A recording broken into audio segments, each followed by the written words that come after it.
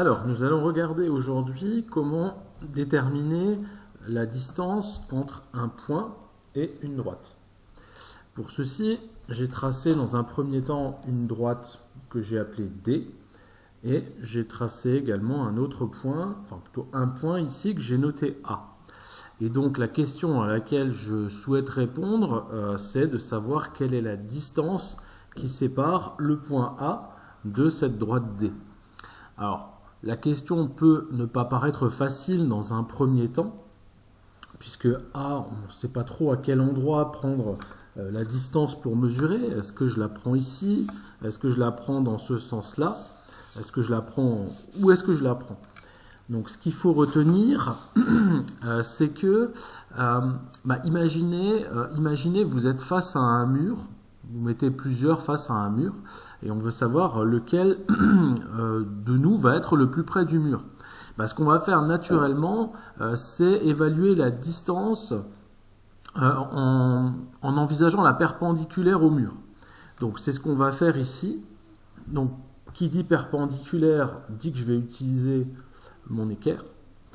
Et je vais donc positionner mon équerre ici, le long de ma droite D, de manière à tracer la perpendiculaire à D qui passe par le point A.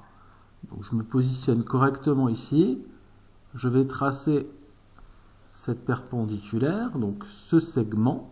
On est bien ici sur un segment qui va relier le point A au point d'intersection que je viens de trouver sur la droite D.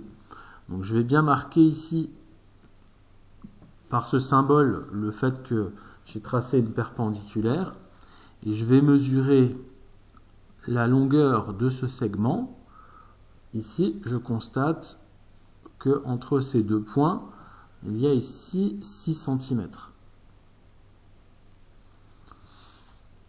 Et bien, de cette manière-là, nous avons déterminé ce que nous appelons en géométrie la distance entre le point A et la droite D. Ici, il s'agit donc de 6 cm. Donc, je me rappelle, lorsque je souhaite déterminer la distance entre un point et une droite, j'utilise l'équerre, je trace la perpendiculaire à cette droite qui passe par le point, dont je souhaite connaître la distance. Je détermine un point d'intersection. J'ai donc de cette manière réalisé un segment et la distance entre ce point et la droite n'est autre que la longueur du segment que je viens de tracer.